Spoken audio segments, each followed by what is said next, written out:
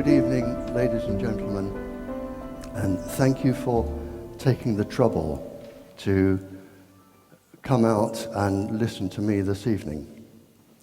I will tell you just a little bit about myself before I start, and I will start with an apology for the scientists here, because there may be trouble translating my English into your languages. There's more than one country here.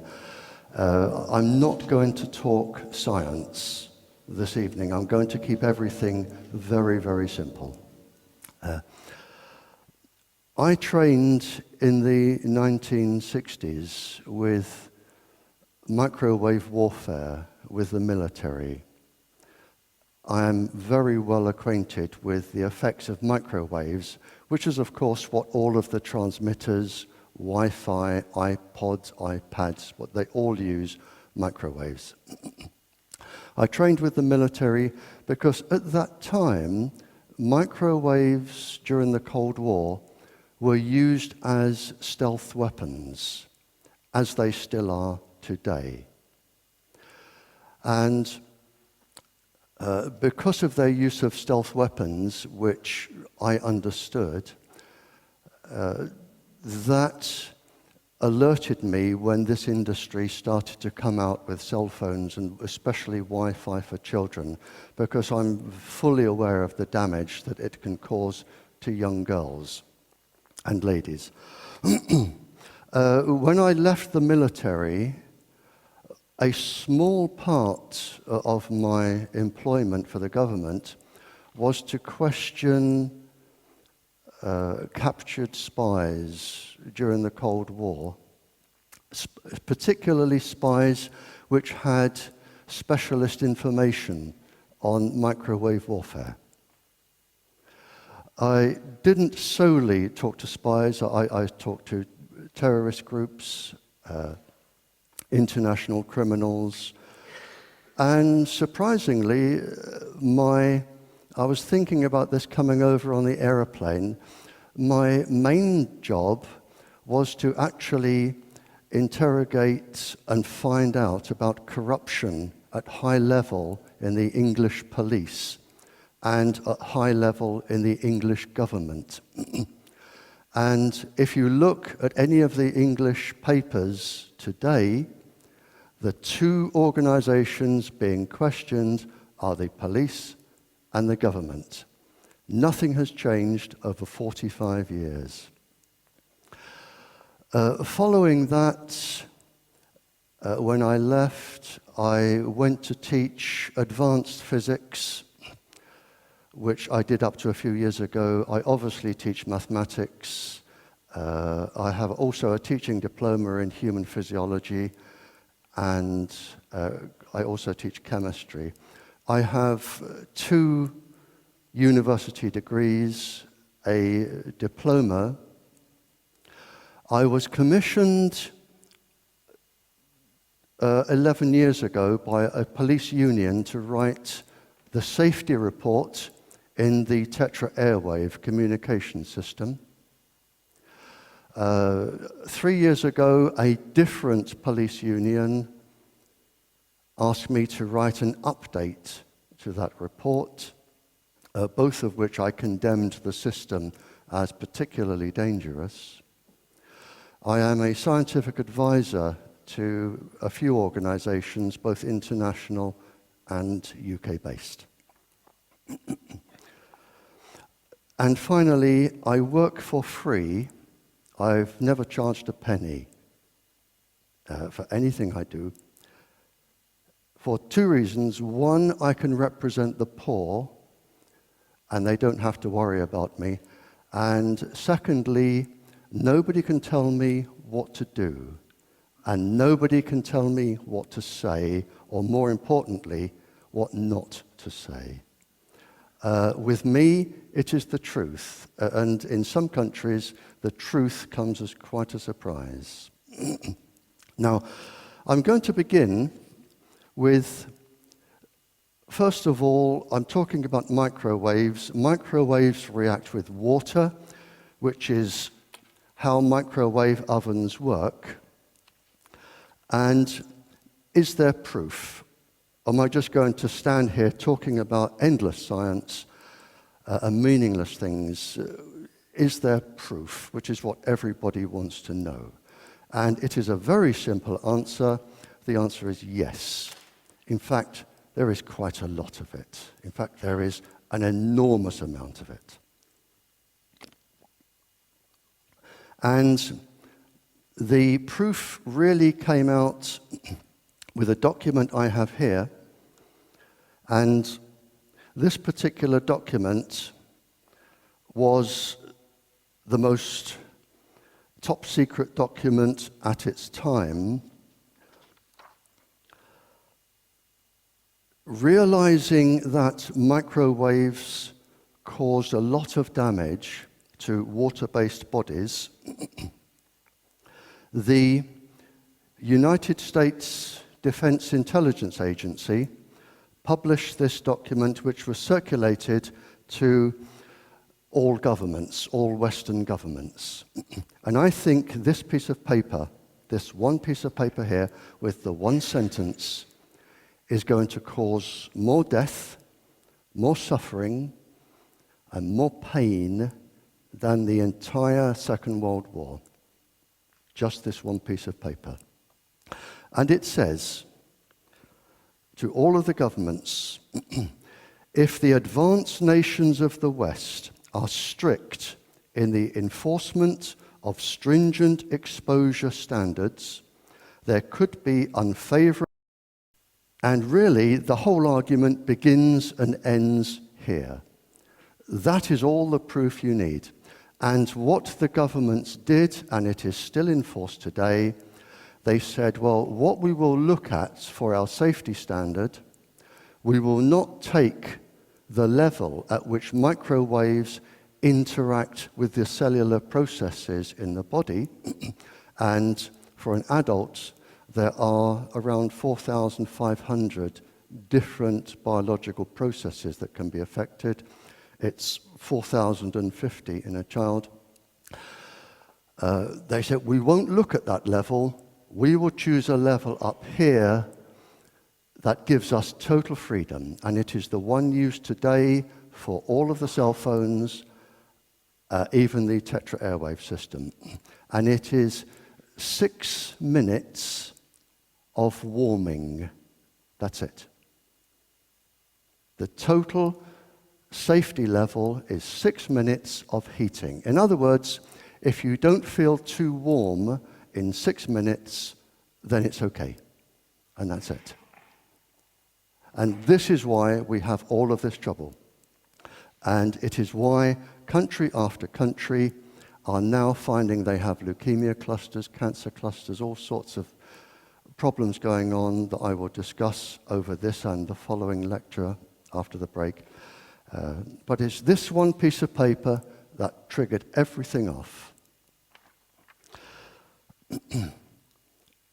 The program, after this was put out, it is called, by governments, it is called active denial. In other words, they deny everything. Now, leading up to this, and this takes some believing, to reach this stage, there were lots of experiments on lots of people without their knowledge. In just 40 years, and this is documented, in 40 years, 500,000 people were tested without their knowledge, many to the point of death. They chose military personnel because military personnel are fit, they're active, and they make good case studies. They chose students, psychiatric patients, the poor, children over the age of 4, pregnant women, Muslims, and Catholics. I won't go into why those groups were chosen at this point, but they were on the list, and of course anybody else that they decided to experiment on. In 1986, at a top-secret conference, a US weapons center, a gentleman made a speech, and he said, concerning the microwaves, he said, "We can change the behavior of cells, tissue, whole organisms, have a 6 times higher fetus mortality, cause birth defects, and induce cancer in human cells." That is the result of their research.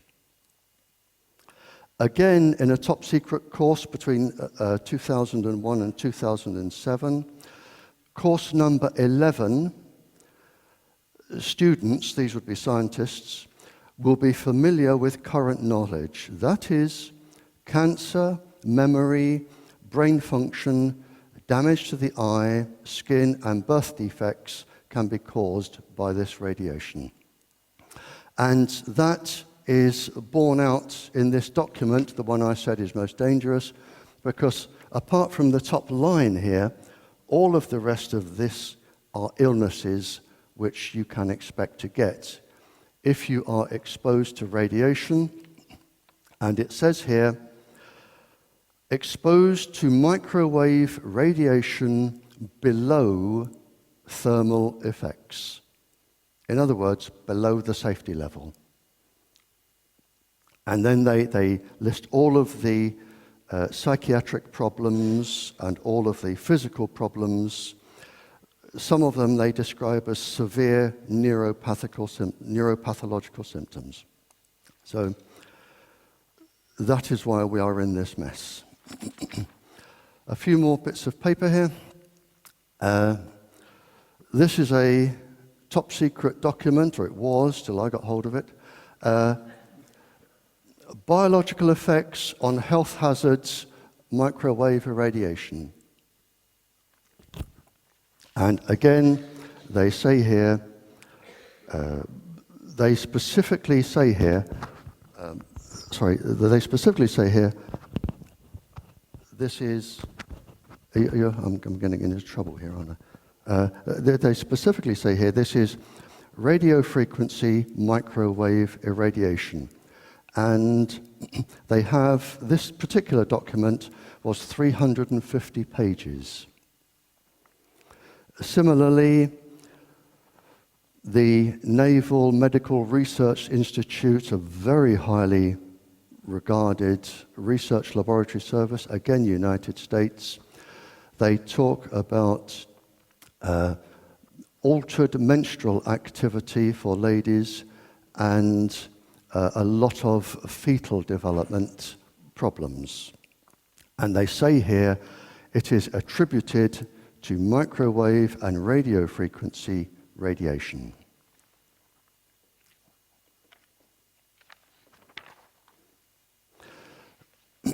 There were several top secret studies. I mean, I've made a list here, just flying out of 1, 2, 3, 4, 5, 6, 7, 8, 9, 10, 11, 12, 13.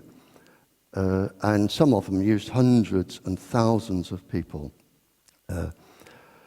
And this one here is the National Security Advisors. And with one of them, they were taken to court. The government were taken to court. And this was MK Ultra, the top secret. Usually, the microwave ones begin with the letters MK. And it says, although the shocking details of medical ethics abuses by the US and Canadian governments were amply detailed, Washington and Canada, citing national security and government privilege, stalled for so long that cases never came to trial. The surviving victims settled for a pittance out of court. In fact, it took 50 years to get that to court, and 50 years is about the standard time that governments try to stall you for. An experiment I know of that was carried out in England, the survivors only reached court a few years ago, that was 50 years on, and only last week, on our news, thalidomide, which again was an experiment for pregnant ladies, only last week the government scientists and the industry apologized, 50 years on.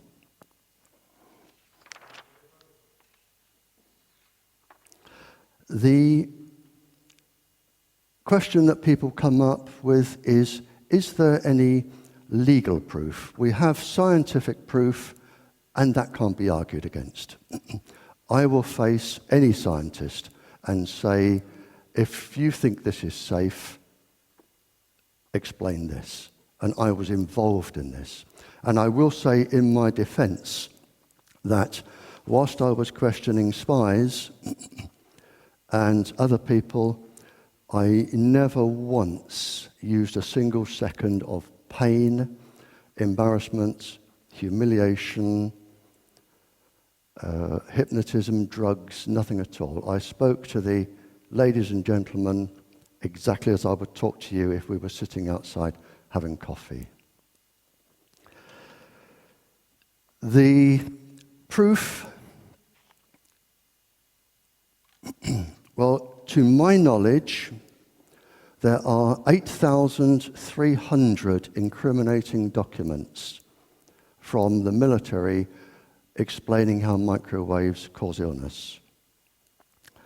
There are 5 high court cases, to my knowledge, in various countries, proving that the cell towers and the cell phones cause cancer, neurological damage and physical damage.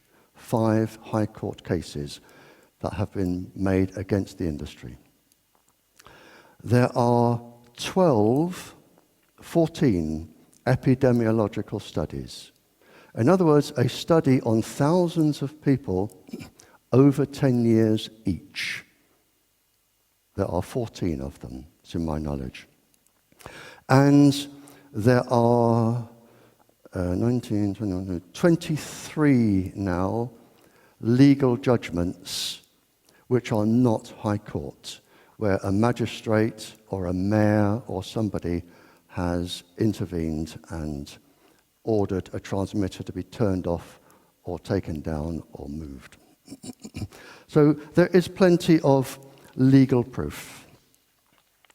And I have some of the court numbers and some of the court details with me. The Council of Europe, Parliament, Parliamentary Assembly, Council of Europe. On page 3, because of all of the knowledge which has been gained and denied by the industry and some governments, section 8.32 is very specific. Ban all mobile phones, decked phones, Wi-Fi systems from classrooms and schools. It couldn't be more clear. And further on page 6, they discuss the danger to the plants, insects, and animals, which I will be discussing after the break, and they specifically target here the Tetra airwave frequency. You will find that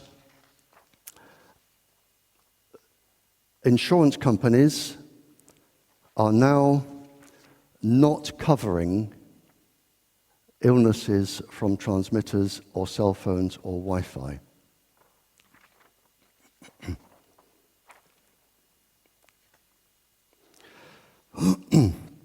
Now, many people, when they buy all of these gadgets for their children, they don't actually look at the small print at the back. I do. And for instance, the Apple, the iPhone, it says it should be kept at least 15 millimeters away from the body. Now, that's because it isn't safe. There is no other reason why you should keep it 15 millimeters from your body. But what happens if you're holding it? Because you're touching it. And it isn't just the microwaves leaving it coming through you. They will go into your arm, and they go into your body, and they travel through your body, and they are grounded like an electric current, because it is an electric current. And this is why, as I will come to, pregnant women are advised never to come into contact with microwaves. So they say 15 millimeters from the body. It says here in another guidebook, a few animal studies, however, have suggested that low level of microwave radiation can cause the development of cancer in laboratory animals. So if you take them to court, you don't have a leg to stand on, because they will say, look at the small print, we've said it can cause cancer, and you chose to use it. Similarly, another one here, it says, now customers, when they buy these new gadgets, you agree not to sue the cell phone manufacturer for any bodily damages or harm, or take part in any class action lawsuit. That's an industry protecting itself. Now, this is a document here which the industry do not want you to know about. In America, in New York, you have to notify a body. If you are an industry, you must notify this body so that the shareholders can read about any lawsuits facing your industry. Because if you go to court and the industry is found guilty, you lose your shares. So in New York, the industry has to notify if there are any legal claims against it. And there are pages here, double-sided, of mobile manufacturers who are facing class actions. It's tucked away in the back. It took an awful lot of finding, but it's there. And a class action is when lots of people band together, usually with one lawyer, because they're all fighting the same case. And there are pages here of class actions.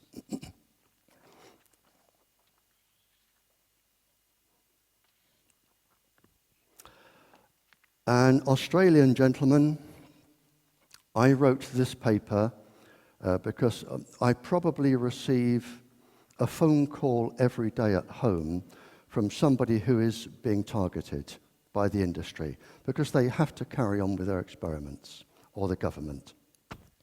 And I wrote this particular paper just to try and help them. And an Australian gentleman here, a doctor, who actually worked for the World Health Organization, saying that there was absolutely nothing wrong. He now represents the communication industry as a consultant. And he said here, he wrote here, all aspects of human behavior can be affected, even controlled. Those are his words. Now, if anyone is thinking of any form of legal action against being targeted, or there is a EU parliamentary convention here, January, what was the year? 1999, and I have the number. But It is a call to ban all human experimentation or manipulation, and the European Parliament have a number that you can use. Similarly, there is the Nuremberg Treaty, and I am trying to invoke this with the Tetra airwave system because the police do not know that they are actually a part of an epidemiological study, or the ambulance service or fire brigade, where the government themselves say we cannot rule out severe neurological damage and cancer. And it is a study which, in fact, is going on until 2018. This is the Nuremberg Treaty that was signed at the end of the war, and it specifically says, and the Western governments, we all signed it, the voluntary consent of the human subject is absolutely essential. If you are being targeted or you are being experimented upon, they require your consent, and there are no exceptions. Similarly, with the police or the emergency services or the secret services or the military, again, if you are a part of an ongoing experiment, it requires your consent. And it doesn't mean at the meeting where I was several years ago in England, where the government doctor spoke to the police unions, and she said, use it or resign. Those were her words. Use it or resign. And if they chose to keep their jobs, as many people would, because they have families and they have commitments, then to me, and I'm sure legally, that doesn't constitute a full understanding of the risks and consent. So if all this is known, excuse me, I do need to drink.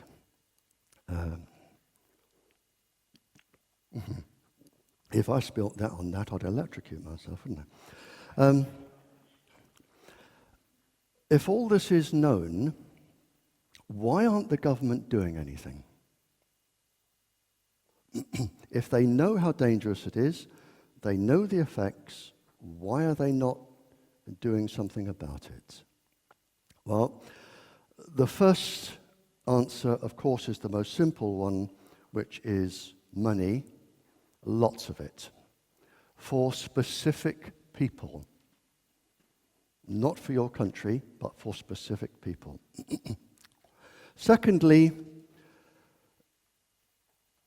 every single person with a cell phone can be tracked.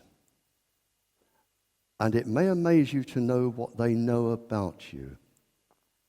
Even if your cell phone is off, and this is Scientific American, even if your cell phone is off, totally off, it can still be tracked. Everywhere you go can be tracked.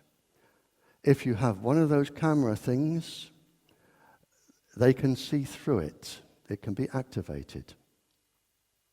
They can hear everything you're saying, even if it's off. And when I say this to financial people, bankers or lawyers or doctors, and I say, if you're sitting in your surgery and your cell phone is down there and it's turned off, somebody can still be listening to every single personal item of your conversation without your knowledge. And it's not just your government. I'm sorry. Is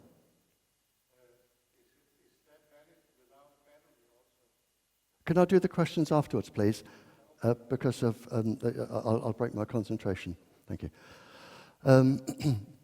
There are lots of phones. Some can be activated and some cannot. Some can be activated by up to 40 different countries. That surprises people. And I'm not going into the electronics of why that can happen, but up to 40 different countries.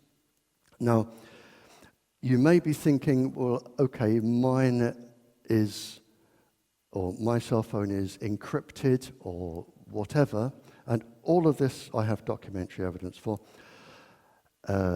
This is from Cambridge University very recently in a scientific journal. It is actually possible, they say, to reprogram the contents of supposedly secure memory and obtain information.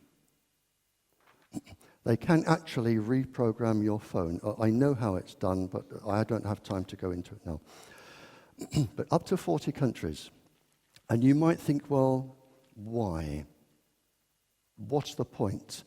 You may be thinking, I'm not important. Why would somebody want to find out about me? Well, we're coming back. One reason, not every reason, but one reason could be blackmail. One reason could be that I know quite a lot about the spying world because I spent 11 years questioning some spies, which was, as I say, a very small part of my work. You may think I only sweep floors and I wash dishes and I wouldn't be important enough for a spy to want to investigate me. In fact, you are the very person that they are looking for. The very person they are looking for. Why? I don't have time to go into, but I can assure you you are valuable. So it may be for future, they may not be doing it, but all I'm saying is there is a possibility of up to 40 countries that have access to your cell phone. And of course, everything that goes over your computer can also be monitored. That goes without saying. The governments, this is very recently published, just July, 28th of July. Not only if they wish, and in this country, nobody may be listening to anything you say. All I'm saying is there is a possibility.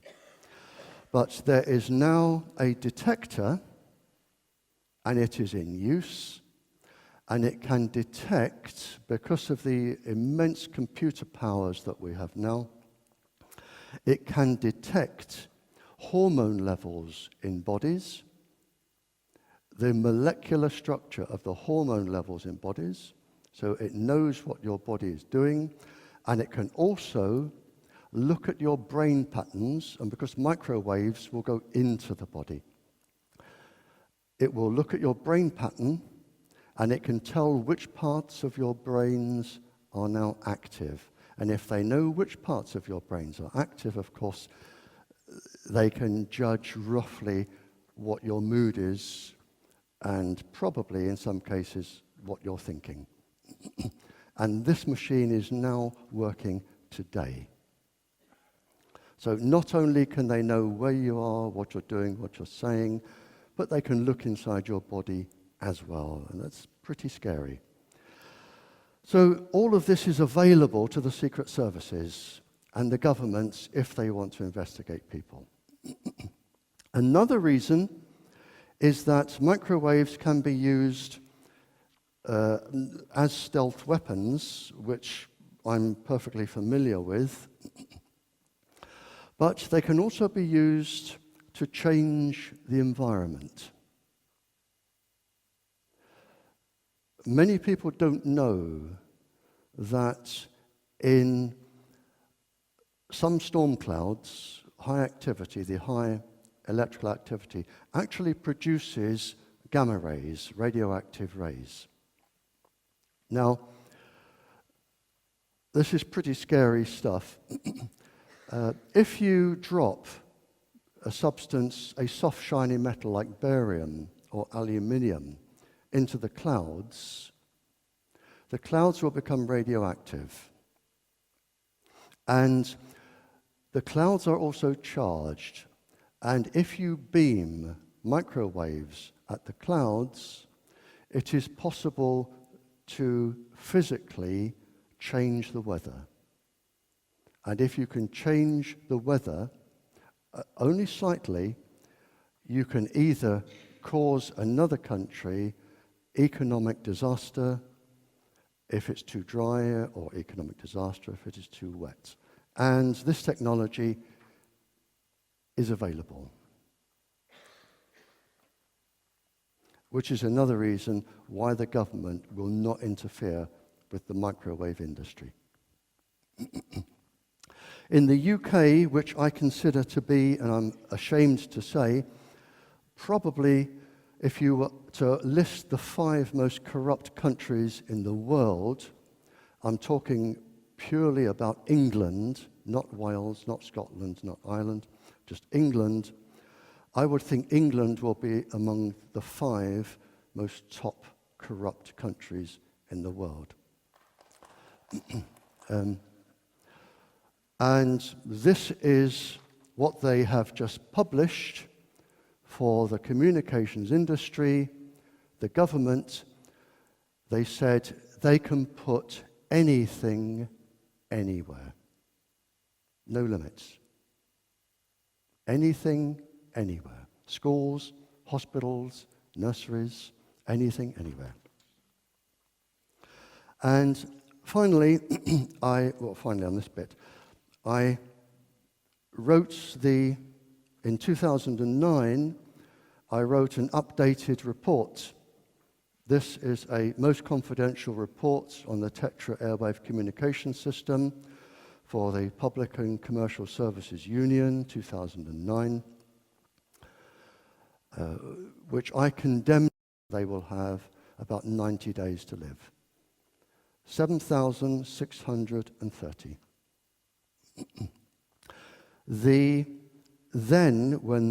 Before I wrote this, Sir William Stewart, chief government scientist, he actually found that the Tetra frequency released calcium ions from brain tissue. In other words, it can cause severe neurological disorder and cause cancer. The top, most reputable journal, Police Review, Janes, did a 3-page article on this. So it's not me standing here just making this up, and they won't print a word unless they check it and double check it, and they did a 3-page article. And finally in this section, or nearly finally, finally in this section, I'm going to be very careful what I say here, because this is a High Court legal case, and it is still rolling on about Tetra. I was asked to send legal people scientific evidence to do with Tetra.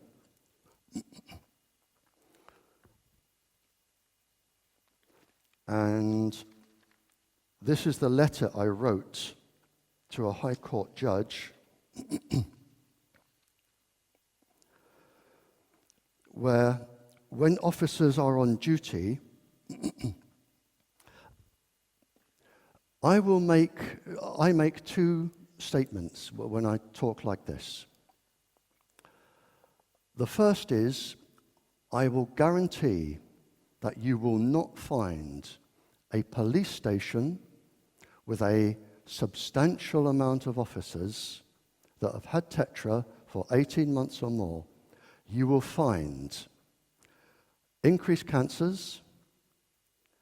The police, their behavior will have deteriorated.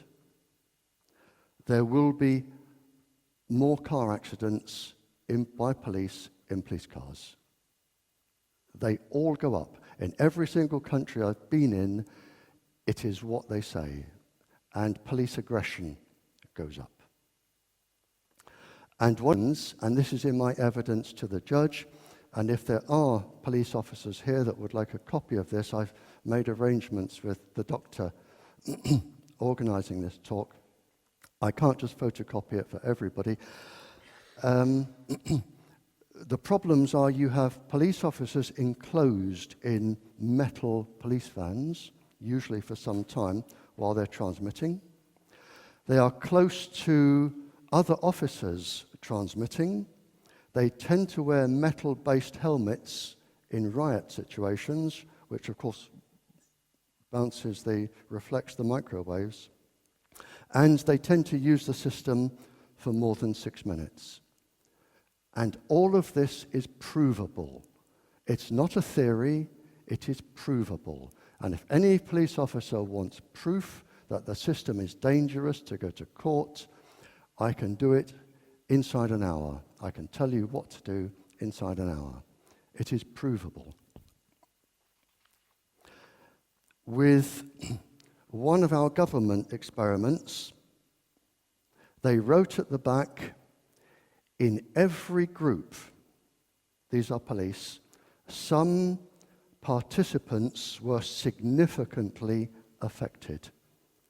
They didn't say what some was, but if we take some as a certain number and you multiply that over 100,000 officers, it's going to be considerable.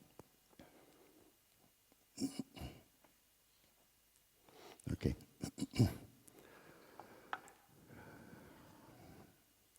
I'm going to cover one more section and then we'll stop for break. We're okay on time here. I had a phone call from a lady a few years ago, and she spoke for about an hour and a quarter. I just answered the phone. She said, "Mr. Trower, yes," and she spoke for an hour and a quarter. You're going to have to forgive me. I have a little bit of trouble talking about this. I'll get through it. This is her phone number.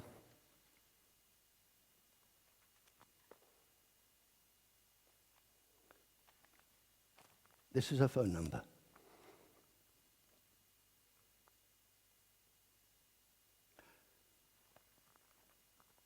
She said, "My daughter has just had her 12th birthday. I am holding her hand. She is dead. She was number 12 to die since the transmitter went up in the playground. And she spoke for 2.25 hours. There was nothing I could do or say." Now, you may think that one person phoning up doesn't mean that the industry is to blame.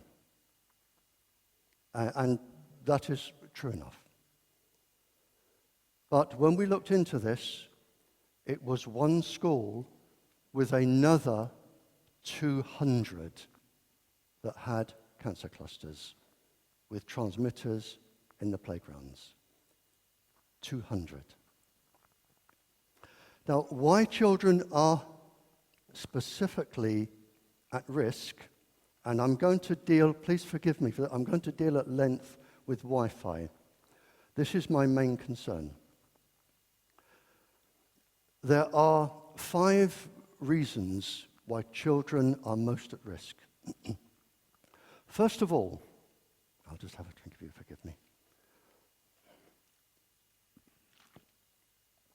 I'm doing well today. Sometimes I can't get through that bit. There is no known safety level of microwave irradiation anywhere in the world published for a child. And whenever I go to a country, I make a challenge, and I'm making it here. I will face any government scientist, any industry scientist, live on television, and I will say to them, what is the safe level of microwave irradiation for a child? And when I speak in schools and to governments and royalty and other people I talk to, I say, what is the safe level? Because if you can't tell me, why are you putting Wi-Fi in schools?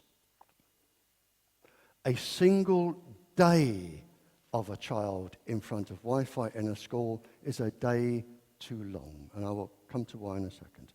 Now, with children, there is no known safe level anywhere published in the world. Would you give a drug to a child if there was no known safe level? Would you guess? No, of course you wouldn't. In children, the blood-brain barrier, which is a barrier around the brain, is also around the thorax, the chest, and it also covers a part of the gut. It's like a fishing net. And in children, it takes 18 months to develop from birth. It is published and it is known that microwaves destroy the blood-brain barrier. Now, what that means is that as the child is in the womb and as the child is growing up, toxins from inside the body can go into the brain and cause damage. And essential chemicals inside the brain can come out and deprive the brain of what it needs. Now, Dr. Christine Ackermann, I think she's German, she will forgive me if she isn't, and another doctor have written on this extensively, and they have both said this can lead to autism and other neurological illnesses in children. The nervous system inside a child, the electrical cables, if you like, they have 122 layers to protect them from neurological damage. And they take 22 years to complete. A child doesn't have the full system until the child is 22 years old. They are laid down by a system known as protein synthesis. And protein synthesis is destroyed by microwave irradiation. You are risking neural degenerative damage with your children with Wi-Fi in a classroom. And I can assure you, as true as I stand here, the levels of radiation in a classroom exceed those that are used in the Cold War to make people sick. And if you add up the radiation a child is exposed to in a class of 20 or 30 transmitters, with one on the wall, with one in the playground, taking all of the calls from all the other classrooms and spreading around the school, when you add that up, it's pretty frightening. The immune system of a child takes 18 years to complete. And at the beginning, that document from the American government, everything it comes up with is suppression of the immune system. So you are destroying a child's immune system, again, before it's up and running. And of course, I have documentary evidence for all this. And finally, the bones. The bones in a child are not fully developed until the child is 28.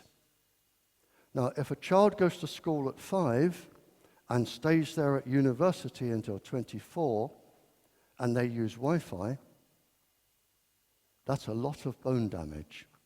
And there are papers to show that both the marrow in the bones, which is of course moist, which makes the immune system, and the bone density, they can be affected.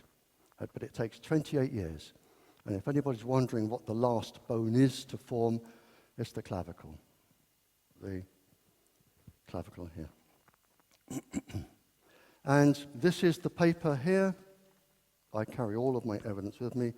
Here it is, protein synthesis by the University of Dundee, Scottish University, very clever people, protein synthesis. Now, the reason there is no safe level for a child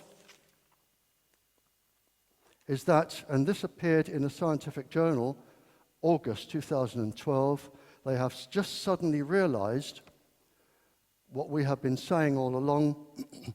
Children are not small adults.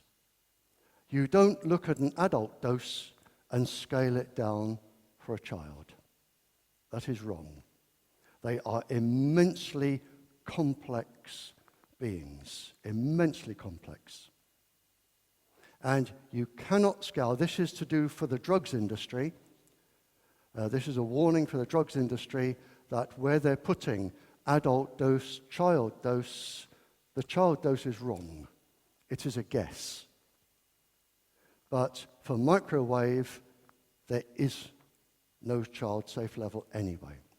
And children absorb, as it happens, more radiation than adults because they're smaller. And the smaller you are, the more you are to the size of the aerial, and the more you will resonate with the microwaves. If there is any doubt, there are 17 pages here of university-published papers explaining how fertility and reproductive organs in ladies are damaged by microwaves. 17 pages of just university experiments. So there can be no doubt. And I can never believe for the life of me why people put Wi-Fi in schools. I can never understand it. Well, I can understand it. Usually they give them some sort of gift like a free phone or a free iPad or iPod. Because it's cheaper to do that than it is use fiber optic cable and telephone cables. It's cheaper. So they do that. This is, I've been through this. Again, the small print in the mobile phone book at the back. I've read a few of them, but it particularly warns here, I'm not sure how you measure this, but it says 9.8 inches, keep it 9.8 inches from your body, especially pregnant women and the lower abdomen of teenagers. How you would measure that, I don't know. I summed up quite a few hundred research papers, and I'm going to leave the doctor with a copy of this if anybody wants it. If you do, I suggest you photocopy it in color because it highlights different areas. I summed up all of the problem with children and Wi-Fi in schools. And I broke it into what I call a cartoon. And in fact, it's actually having quite an impact around the world. It is on the internet, but I will leave a copy here. But basically, I'll just have a little sip.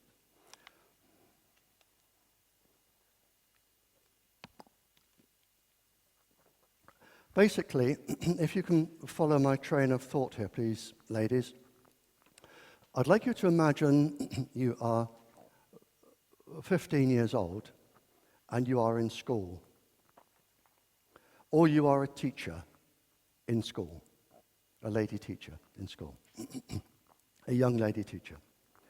You have around 400,000 eggs or follicles in your ovaries which can develop into eggs, around 400,000. Now, they are being irradiated from your Wi-Fi. And what a lot of scientists fail to read is that this particular DNA inside the follicles or the eggs suffers 10 times more damage from radiation than any other DNA in the body. So even if the children had a safety level, it would be a factor of 10 out anyway. They suffer 10 times more. And this particular DNA, the mitochondrial DNA, is irreparable. If a child goes into school tomorrow and that particular part of the DNA is damaged, then what I'm going to say now is quite shocking. You are a schoolgirl or a teacher.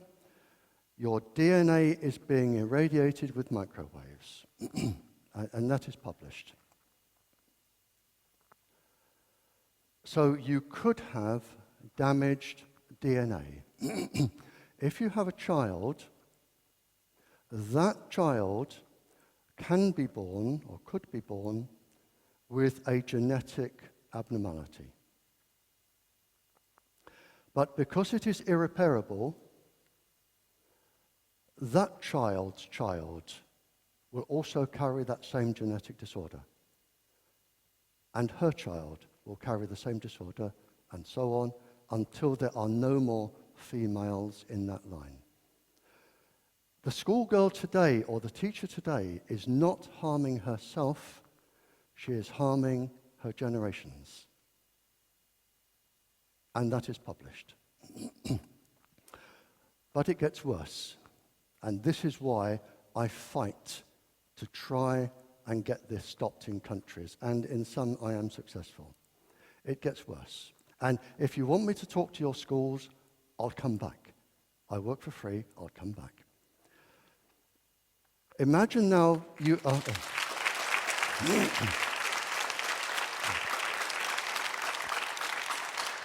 Thank you. Imagine you are the schoolgirl who is now 18, and I've taught 18-year-olds advanced physics, or you are the teacher, and imagine you are pregnant. And if you only get to ask one question of a scientist, this is the one to ask. You are now 18, or the teacher, and you are pregnant. And you are within the first 100 days of your pregnancy. You may not at the beginning even know that you are pregnant. But in the first 100 days, the ovarian follicles in your baby, the ovarian follicles are forming. It is 100 days, then 120, I think, then another 100 and something. But the first 100 days, they are forming. The 400,000 follicles are forming. They have absolutely no protection against microwaves. None. Not a single bit. The areas in the cells, for the scientists, the protein 53, the nuclear core complex that fights against radiation, they are non-existent. And my question for any scientist is, what is the safe level of microwave irradiation for the first 100 days of an embryo? And if you can tell me, I will be very, very happy, because I can retire and go home and look after my wife and walk my dog. But there isn't one. So, in fact, the schoolgirl today, whose ovaries are already being irradiated, she has a risk. But when she becomes pregnant, there is her risk on the child already, plus the risk of the ovarian follicles having further damage. So the main damage is going to come out in the grandchild. And that is already established, because there are mammalian species that do not take 18, 20 years to have children. And that is already known. So my message today is, please rethink your Wi-Fi, because we can avoid all of this. We can avoid the whole lot There is a simple solution to this and most other problems. All you want is a piece of wire about that long.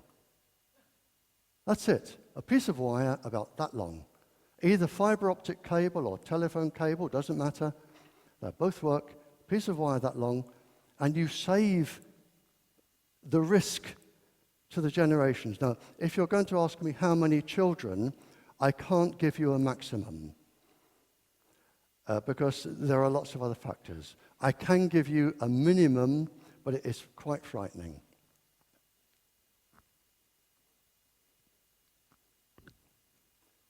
The mobile industry themselves have covered their backs.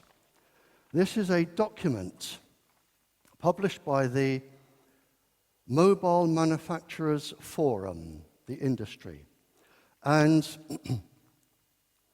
they have listed problems from scientific research to do with, and I'll stick on the topic, embryos, testes in boys, fetus in girls, sperm in boys.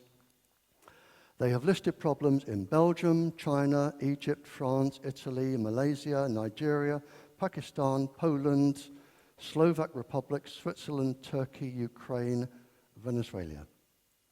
So it's pretty well widespread. Now, even if you're sitting there thinking this bloke's totally mad, he should be locked up, and he's making all this up.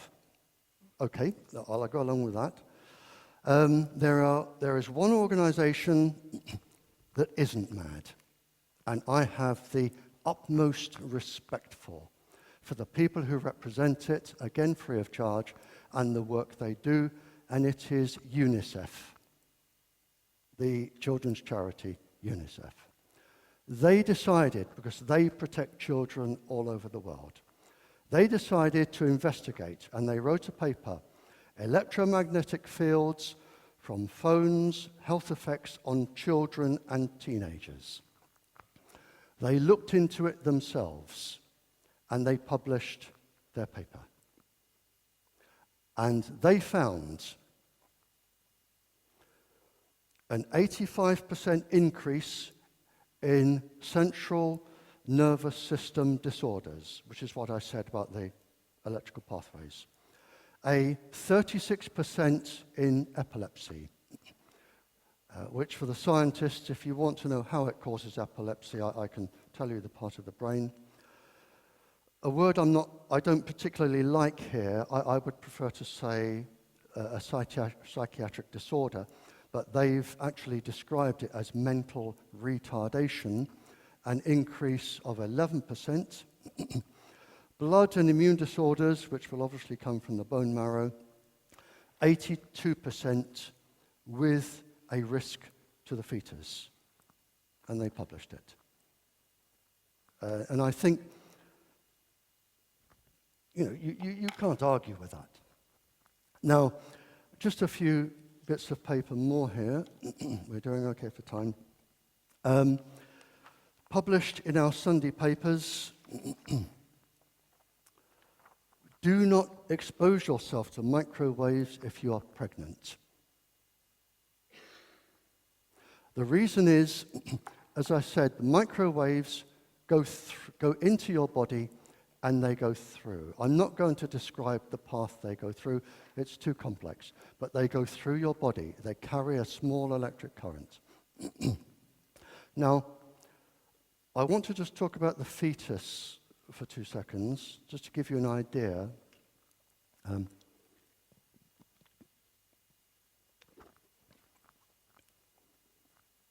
If you think of the brain of a fetus inside the uterus of a pregnant lady,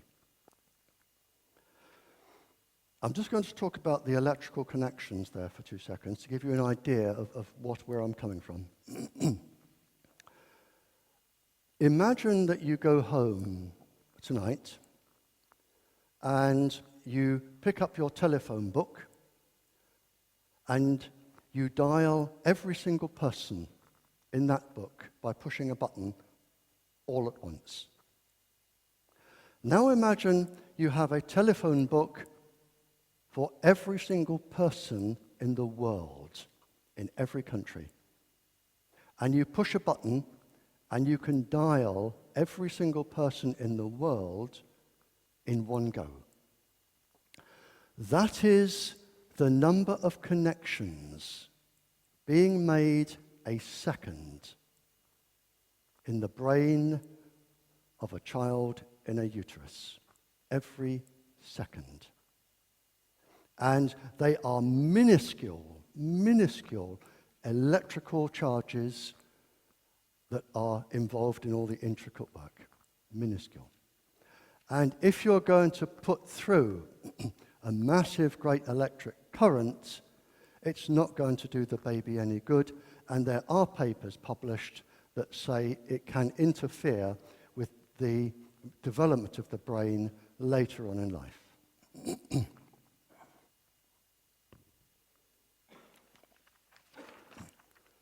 Okay, I've covered that, and I've covered that, and I've covered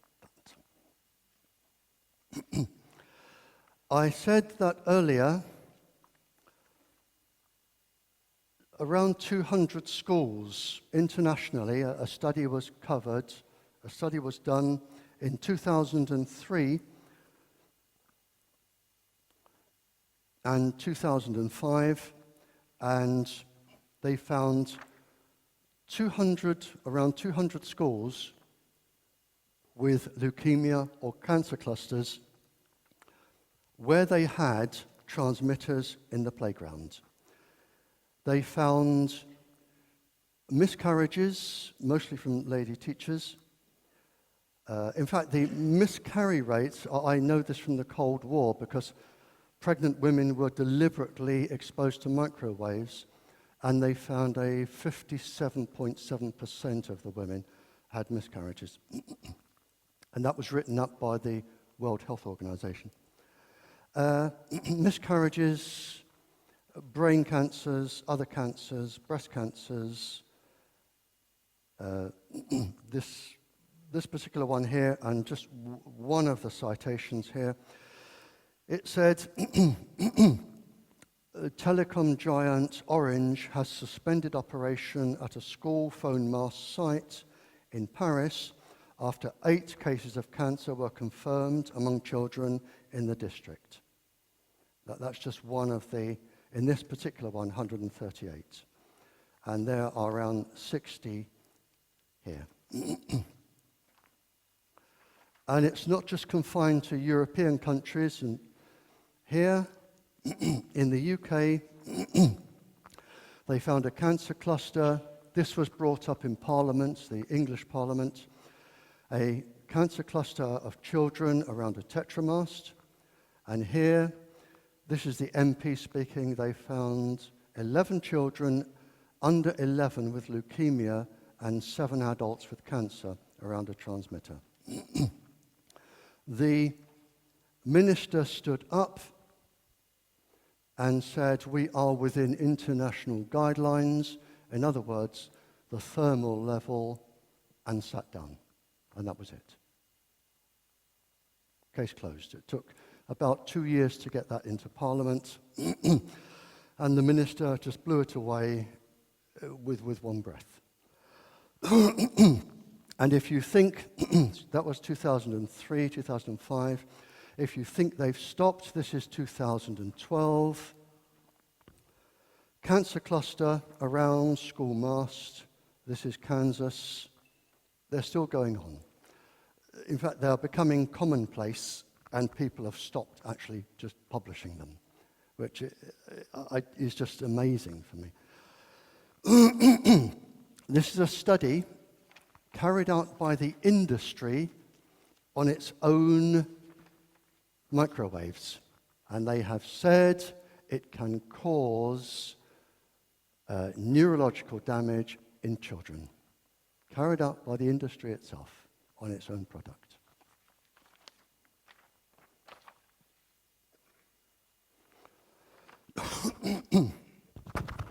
Okay.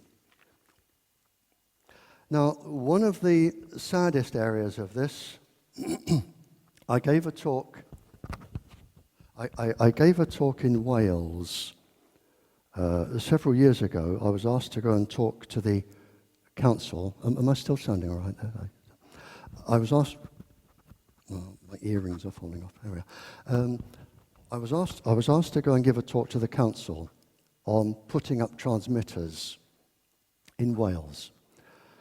And I drove into Wales and I looked at all the mountains.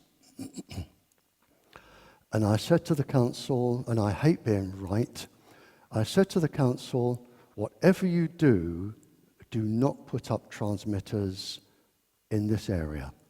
There are too many hills. The microwaves will reflect and it will have a devastating effect on the children. And one of the most common effects on children is depression and suicidal tendencies. And lo and behold, I was ignored. The industry spokesperson said I'm talking a lot of rubbish. They put the transmitters up and they had the biggest suicide rate in Wales ever in its history. And this isn't a one-off. There are quite a lot of suicide studies, quite a lot, pages of them, from microwave irradiation. One of the first symptoms for adults and children is depression, then severe depression. In fact, one of the studies here, I spoke of 14 epidemiological studies, and one of the studies here was actually carried out by the industry itself. And its conclusion was, if you are near a transmitter, it can cause the cancer initiators and cancer promoters in the body to become active. And by sheer coincidence, an article appeared in Scientific America on cancer, and it said if the cancer initiators and cancer promoters are activated, they actually did a whole long line written by oncologists on how that can develop into cancer. So there is no case to be defended. Microwaves cause cancer. Not in everybody, in some people. And the question is usually, how many people? And the answer is, well, I don't know. There is, when you do any study, because the industry are very quick to come back, and they will say, we have hundreds, if not thousands, of studies that show microwaves to be safe. And my reply is, you're supposed to. You're supposed to find some studies where things are safe. It's called, mathematically, a distribution curve. And I will explain it just so people can understand. If I could have a thought experiment and I could go to Charles de Gaulle Airport in Paris now, which is an enormously busy place, and I could pick every single person up from child to my age in the airport and subject them to an experiment for 10 years. And my experiment would be they had to drink 2 pints of beer a day and smoke 10 cigarettes. You would have a distribution curve. Some people would be ill straight away. Some people would take a little time to be ill. Some people would say, this is great, Barrie, can you double the dose? I'm really enjoying this. And other people would develop symptoms 5 years, 10 years, 15 years down the line.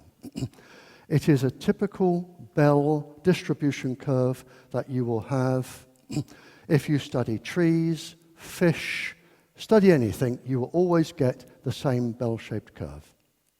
This is why the industry are keen to say, we did this and there was no ill effect. And if we did it on people smoking, some would have no effect and some would die and some, You always have that distribution curve. We'll be stopping in just 15 minutes. And whilst I was in Africa talking, a teacher spoke after me. And this is on the internet, I think that I'll talk there. And he said, childhood suicide and child bad behavior is almost unknown in African children. Almost unknown. He said, we had a transmitter put in our school. Within a few years, every single child in the class, and he had a class of 30, every single child was on Ritalin. Every single one.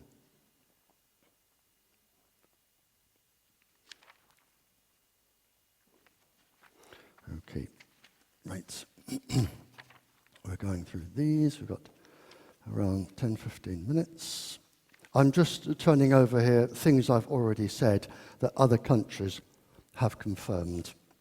And I needn't go on about these. Right.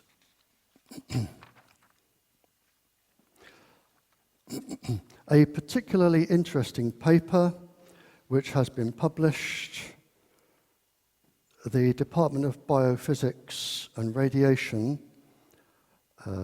in Ankara, they have shown that the thyroid in children, which is the master gland, is particularly sensitive to Wi-Fi, the frequency of Wi-Fi radiation, 254 megahertz, 2540 megahertz. It is particularly sensitive to that particular frequency and can cause thyroid problems in children. But they've also said here that that radiation anyway can damage the thyroid in children. And it is followed up with other papers, which you'll excuse me just turning over. Sperm count, we've done that. And a paper, I did mention bones, a research paper from India, where they say the microwaves lead to bone weakening, which is the last thing you want in school children who are trying to build their bones up. Now, to give you an idea of some of the papers, I'm involved in a legal case in the United States where a lovely, delightful young lady, an 11-year-old, I think she's 11 or 12-year-old girl, doesn't want to sit in front of a Wi-Fi set in school. And the school basically said, you're here, you will do what we say, and if you don't, take us to court. And she did take them to court. She has a law firm supporting her free of charge. I am supporting her free of charge with a few other people from around the world. And to give you an idea of the scale of papers, one of the lawyers representing the girl, and the case isn't over, one of the lawyers representing the girl has highlighted 5,000 papers to support her. 5,000. Now, that is some pool of knowledge. 5,000 papers, which has been submitted in evidence. Now, it is possible to have transmitters taken down. And I'm going to talk about this, and then we'll probably stop for a break. In some of the countries I've been to, they say, well, this transmitter went up, the industry spokesperson came up, and it's usually the same thing. They say, these are radio waves.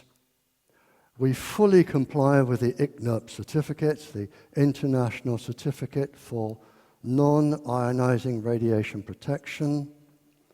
We're well within the safety limits. There's no worries about this, Governor. We'll put it up there, sign here, and we'll give you the money. And the transmitter goes up, and in one particular country, within 18 months, people had to start leaving because of the cancers and the leukemias and the illnesses. And I was asked if I would go and represent them. It was a township in Africa. I worked for free, the barrister worked for free, and we took on the industry. And we found, and this may be here, if you want a transmitter taken down in school, or near a school, or near your house, this worked. And it's worked, as far as I know, 3 times. The industry say we comply with the ICNIRP guidelines, the International Certificate Guidelines. That is not true. It is not true if they haven't followed them. And I have been as far as Australia speaking, and all the way back again, and I have yet to find one person, not one person in the world that has read them, especially decision makers. And my first question to the decision makers is, have you read them? No. Well, I have. And here, and this is your legal argument if you want something taken down, because I guarantee they would not have done this, and the transmitters would have been put up illegally. And I'm not a lawyer, this is a lawyer's argument, but if they have lied or not told you the truth, what I'm saying is you may have a case in law to have it taken down. This is the International Certificate, and I have read it, and here on page 545, it says, for example, children, the elderly, and some chronically ill people might have a lower tolerance for one or more forms of this radiation than the rest of the population. Separate guideline levels may be necessary. So what they should have done, if they followed these, is knock on every door, found out who lives there, how sick you are, how old you are, how young you are. They should have documented everybody within the radius of the transmitter, and that should be able to be produced in court. If they haven't done it, they have not complied with the international certificate. Not complied. It gets better. I don't half cause trouble, I can tell you now. I'm really not liked anywhere.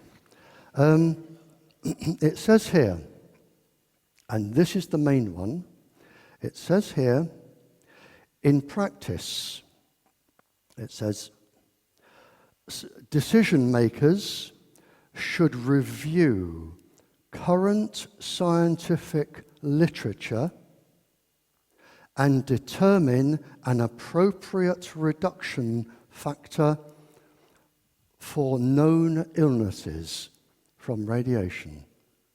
In other words, they should show evidence of reading current scientific literature,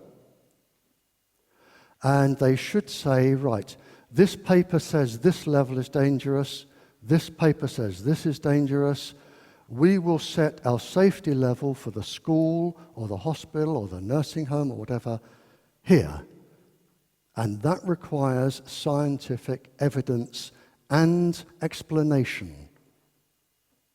And it is movable. If another paper is published, it goes down. What they normally do is there's a big scaffold thing, and the transmitter goes bonk, and then a few months later, bonk, bonk, bonk, some more, and then a year later, dong, dong, dong, dong, dong, and before you know where you are, it looks like Jodrell Bank or a space station, and there is no limit on what is coming out. But they have not agreed. If they say to you, we have abided by the international certificate, they must be able to produce this. And if they can't, then they have not told the truth. And I don't know anything about law, but I have known 3 cases where transmitters have been taken down because if they went to court, they would have lost. This is the international certificate scientific paper. And as I say, one of the questions which I ask every scientist is, what is the safe level for children? And they actually openly admit. This was published in 2009. And the International Commission say, another gap in research is children. No study population to date has included children. They might be particularly susceptible to harmful effects. They are likely to accumulate many years of exposure during their lives. Now, if that's what they're saying, there is no safe level for a child which is known. That's it. And if there is no safe level, why is Wi-Fi in schools? If there is no safe level. Now, this is a study. It is a study on children without your consent. And that's important. That is legal.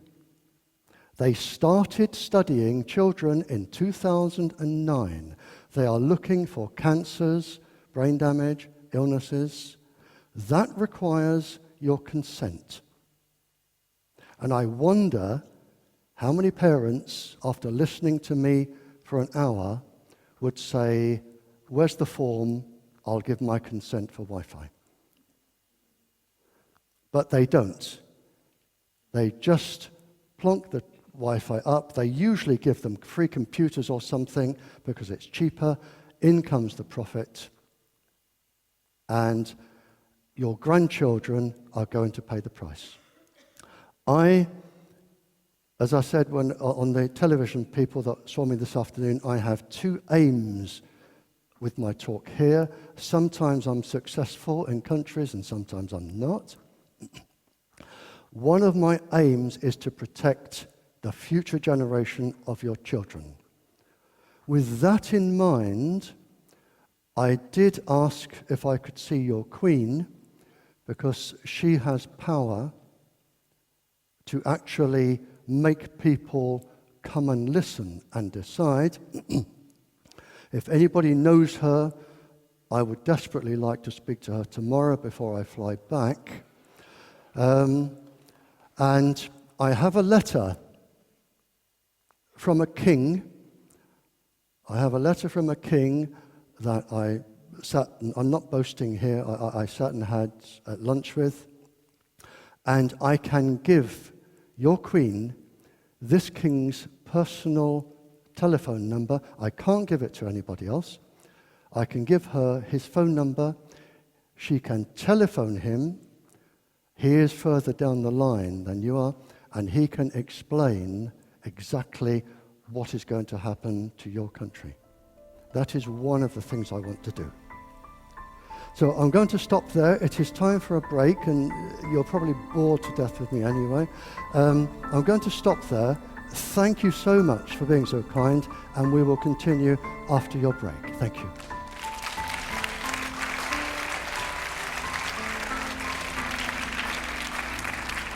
Thank you.